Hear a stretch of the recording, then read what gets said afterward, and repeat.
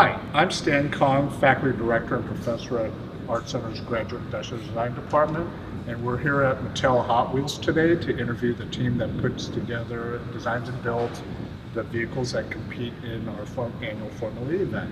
I'll begin by introducing the team here at Mattel Hotwheels. Hi, I'm Michael Cadilli. I'm Project Design at Toy Box Division Innovations. I'm Ricky Yoshida. I'm a senior digital model maker. I'm Sam Choi. I'm the product development engineer. I'm Stefan Treadle. I'm a master model maker. I'm Kevin Cow. I'm a project designer for Hot Wheels Innovation Team. Great, thanks. I'm going to start by asking a series of questions, and hopefully we get some great responses.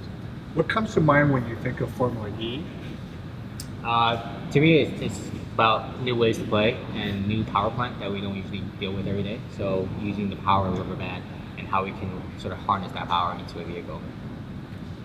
Formula E, to me, is utilizing that power plant in such unique different ways and seeing how everybody else is doing it, that it creates such a excitement for all of us, I think, to see what and how other people are utilizing something we all have to have as a common. And I think that's what Formula E is. So it's an opportunity to develop a product that's a little bit different, or a project that's a little different. It's a very open-ended kind of subject, really. Thank you. What value does Mattel gain from participating in Formula E? I think definitely teamwork, definitely team building, even cross-functional. We have people that's from the model shop, we have engineers, we have people from different departments, from Toy Box, which we don't usually deal with every day. So having them come together and actually come up with an idea that's outside of normal day's work, it's valuable, for sure. What were some of the challenges your team encountered when they entered the competition for the first time? Oh. Yeah, wow. Yeah, that's everything. Yeah. Why the hell rubber bands? Yeah, rubber bands for sure. We were surprised at how powerful it was, like from the beginning. I think all of us were truly surprised at like how much torque we're getting out of it, and sort of like we didn't really have a starting point, to be honest. Right. I think it was the ability to. We all created something different. We all thought this would be the best thing, and I think you can see by the amount of different cars here, we thought going this way would be the best way, going this way would be the best way. And in the end, when we started, I think we all started banding together and concentrating on the one thing and learning from each other. Yeah. We came out with some really good performing vehicles, but it was really it was like a conglomeration of a lot of expertise from like performance, craftsmanship, electronics, and just people's all-around experience put together in one. It was a great bonding. Yeah, I think the most successful formula was to do a hybrid of elements from everybody. I think that worked out the best for us at the end. It was sort of like, well, Mike had a great suspension in the front, Ricky had a great drive system, and then Sam had all the chassis geometries figured out.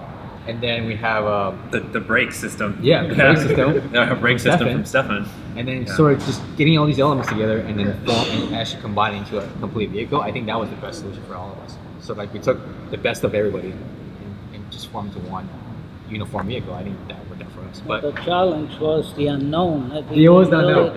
It was the unknown. Yes. First year it was very much the unknown because we had real we didn't have any benchmarks. We're like, whatever works. Like, we ran into issues where it was too powerful or it was too light, or we were losing grip, or it wasn't turning right, it was too long, it was too short. How about just how to wind the rubber band? Yes. I mean, figuring out the whole system that we have today that we use is like, we have to lay it this certain way. I mean, those discoveries were born here, and now they're a constant within every model we make from now on. It was literally redesigning the wheel. Yeah, no doubt. Well, we were certainly impressed with your efforts and the results of your first year. I think we were too. Just like you, we were like, oh my gosh, we made it. We got some records, and especially some of the things that, even hearing from the students and seeing what they did, and when they saw our times, we just showed up, and they've been doing this for a while. We were like, okay, we actually can be kind of competitive here and prove ourselves as One recommendation I have for a first-time person is to just make a car just quickly as possible, so you can just start running it, because you learn a lot more by running it than just spending 90% of your time to making the car. Over designing it, and never really running it. Yeah, making something to run and knowing what it's doing on outside when I was running, you learn a lot. Like, it's understeering, it's not gripping, like all these things you just learn by actually running the car. And then things will start breaking, and then you'll know what's weak and what's strong. What's important, what's not important. Exactly. The sketch only takes you so Exactly. far. Yeah. You can look at it in the computer all day long, but then you're not going to know how it's actually going to act unless you actually build it and then actually run it. I think that's the key. So the Formula E competition has gained tremendous popularity in China. Last year, 15 universities and teams competed in the finals, and they sent their best 3 teams to Art Center. Currently, there are over 40 teams entering the competition for this upcoming summer's event. Did you notice any innovative, design and fabrication techniques from any of the teams that you saw from China? I think what I noticed the most is probably the use of material. I think they explore a lot more of different materials like wood, metal, aluminum, and machining process. I think they do a lot more custom machining than I noticed from the China team, which is pretty unique to me. Yeah, I think also seeing how their idea of aerodynamics plays in. I mean, especially full bodies on top of them. I mean, we didn't. I think when we first started, we had no bodies, and then later on, we were like, okay, let's put a body on it and see how that affects it.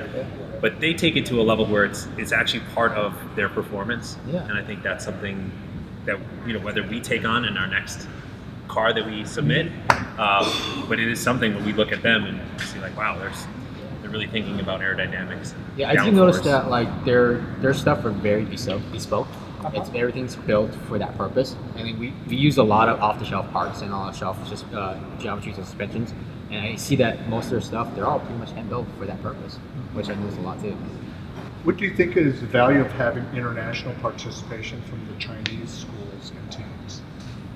I think it's about culture and what they feel is important and what they feel speed and competition is to them. I think having that cultural difference makes a huge difference. Like, we think differently, essentially. We think differently. We think differently in terms of performance. We think differently of how things will work, and we think differently of how things are put together, to be honest.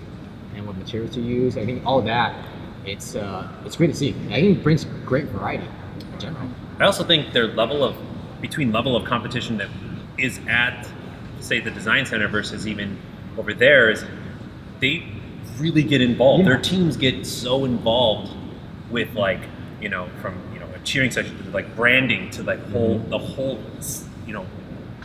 picture of it all, that it actually, you're like, wow, they're taking it to a level where I wish I could buy that car in real life, or like that's going to be a toy, and they're branding themselves, and they take it to that level where I think they're thinking of other means of professionalism when it comes out of Formula E. Yeah, we're also pretty impressed with the level of branding. And Totally. I think that was very important too. They go really detailed into it, and it's refreshing to see that they're not just thinking it as a competition, but they're seeing it as the future, like the possibility of like, if I'm going to exploit that I do the branding part of this really well, I'm going to show off that I can do this skill really well. It's very business focused that we don't really focus on since we work in a business, and this for us is sort of like a break from the working side of it. So we see it as more fun, and they see it as a combination of hobby plus business opportunities and branding opportunities that like we don't really focus on. So I think that brings another variety to the whole branch of cars we get. So. And I imagine that the relationship and the attitude in China is mutual, and that they're interested in coming to America to sort of see how the American teams perform, particularly the professional teams like themselves. So. It's definitely a different culture for sure. As professional designers, what do you think is some of the important lessons that students can learn from this project and carry over into their professional careers? Oh, okay. I gotta take lead on this. I think as designers, there's a level of build, and I don't want to I say this now to the future people who are building, who are designing. Don't just design what's from a computer. Get your hands dirty. Know how a thing's built. become a craftsman and a designer because it's a lost trait. And I preach it because people are like, well, I think I could just hit the print button and it'll print it out. Yeah, you know, that's part of the future of it. But you still getting your hands dirty and knowing how to machine and knowing how to how to build is a skill that's Well, lost. some parts you have to make of You a do. better material than Right. rapid prototyping. Yeah. Because they wouldn't hold up. Form follows function. Execution best describes how we do this thing here. It Right. absolutely is function has to be first on this one. Absolutely. To make it look pretty is probably secondary. I think we learned that very quickly. Yeah. I Very. think at first we were like, yeah, we can make this thing look super cool with all the carbon fibers and these arrows on it, but at the end of the day, it needs to work. And we learned that very quickly from the beginning that as crude as these things might look, they work.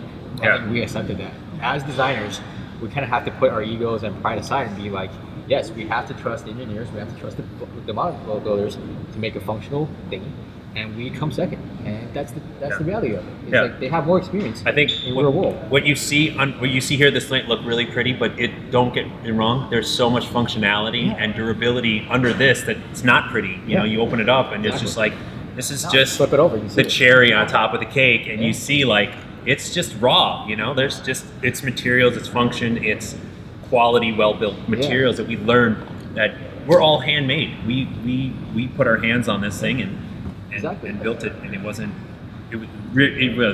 a function over. Absolutely.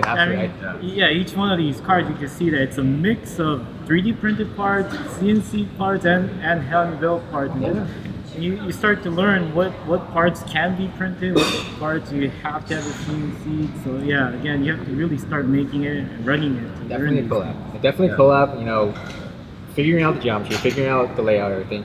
And then we add the design layer on top of it. How do we make it look interesting? How do we make it look like it's a very designed out vehicle? But again, it's always secondary. I think as design students, as future designers, I think we have to realize that, you know, we do need the practical side of everything. Yeah. Design. Yeah, even for like a real product, Yep. you can have a really nice, beautiful looking design, but you know, it might not be manufacturable or something. So yeah, you just have to start doing it. And that's reinforcing the whole collaboration between an engineer, a model builder, and a designer. And I think that's what forms a team, really. That's what we really learned from this experience.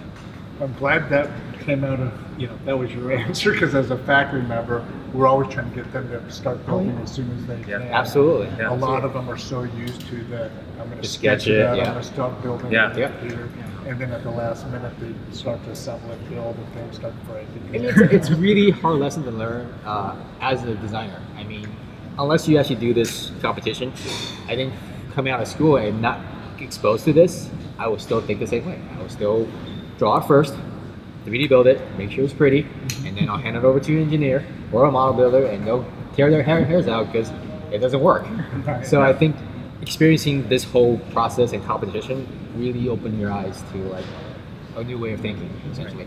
And I also your exposure to the real world, and especially saying that, not only can I design, but if I want, I can supply you with the prototype and a quality working prototype. That's value. In the work world, in the real world, that is value. The value that's like it's dying. And I think even Stefan would agree. Like, there's not a lot of people who want to learn these technical skills, but in the end, it's just more you get to add to your Swiss knife, of pocket knife of like traits that you have, and that will help you completely in the real world. And it's not. It's A lot of it is feel, not with experience Yeah. and everything. Yeah. Working with different materials, so you can already somewhat tell what's gonna hold up or not. Right. It's like true craftsman traits that you can't learn. You just have to do by experience, really. Well, you can learn it. It Takes a long just time, takes time. If you have a teacher that's teaching that at your school, do it. Like, take your time, learn it. It will be a trait that you will. But it's a lost trait, really. Yeah. Well, if you have, if you have an expert, Which is sad, a but- shop dude at your school, I tell you, spend more time with that guy because you will learn more from that guy and his little tips and tricks than really anybody that's going to be on the outside. Like, if that's a free thing to you, learn it. Yeah. Because it will benefit you down the line. Absolutely. Totally. Even mechanisms that they all need finessing. Oh yeah. If you have a digital setup, that it never works out the way it's on the computer. Yeah. It takes that touch of Yeah, hand. if a picture is worth 1,000 words, a model is worth 1,000 pictures. Yeah. That's a good quote. Yeah. Well, it's really the premise of this particular project for our program is to build a working prototype that demonstrates, beyond a sketch and an endurance model that the concept actually functions. So. All right, one last question. So Mattel has, awarded the best team their design award, the Mattel Hotwheels Design Award. What's the criteria that you guys use in selecting from all the other designs to give that award? I think first and foremost, absolutely needs to look cool. I think visually appealing is probably one of the higher traits we look at. Obviously, for Hot Wheels as a brand, we have a certain persona, a certain attitude that we evoke in a product, and we want, obviously it's about the performance, about the speed, and as a Hot Wheels, part of our heritage is racing and competition. So having that look of speed and fast and this aggressiveness, motorsports in general, I think that trait needs to kind of follow through in the design of it. And actually, the unique use of material and assembly and the way things set up, I think the more different it is and the more intriguing it is, I think that values a award too, because it shows your thought process, it shows you that you're thinking outside of the box, which is unique as well. And I think it was 2 years ago, the team that we awarded was the one with the vacuum from shell, and they let the kids design the shells. So communication with the kids and the community, and things like that too. Yeah, and Mattel is heavily involved with the community on this. Yeah. I think definitely the creativity part of it and how much you think outside the box and how much uniqueness and new ways of thinking and new ways of play. I think we always award that because we're constantly doing that with our products. It's to inspire the kids. Exactly. How do we inspire the kids and really like new ways of thinking and sort of that's what we do on a daily basis, like coming up with new ideas and new ways, new play patterns, new form factors, and all these things. Like it's true to what we do on a daily basis. So whatever they do for their stuff, it shows. So you're sort of almost looking for your next generation of employees. We kind of are. We kind of are. We're never stop looking. I mean, I think that's where we find kind of the best thinker is by seeing what they're doing as a project on their own or with a team, like how well they work as a team, how well they show as a uniform branding, like all these traits. Like we do look for employees for sure. And we want the kids to experience different. Yeah. To learn from it. I think the kids that actually do show up at these competitions too, they are inspired. Whether they're pine car racers or like they actually collect Hot Wheels, or even they even are interested in speed, which is exciting. And they see these, and their mind opens up to. And it is a real challenge. And to be honest, it's challenging every year we do it in different aspects. But it is a challenge that it's really good way for think about problem solving, and you learn a lot. You truly learn a lot from this kind of challenge. And I say challenge, it is very challenging for us. Well, so on behalf of Grad ID, we're really happy and grateful that you guys participate, and looking forward to this summer's race and seeing what you guys bring with us. Totally. We're excited to do it again. Every year. We know it comes. It's like, oh, here comes summer. Because designing a new rubber band car. We always push each other every year to come with something new, a unique way to do stuff. So it'll be another challenge for us this year, but we'll definitely bring some freshness to it. For sure. Thank you. Yeah, thank you.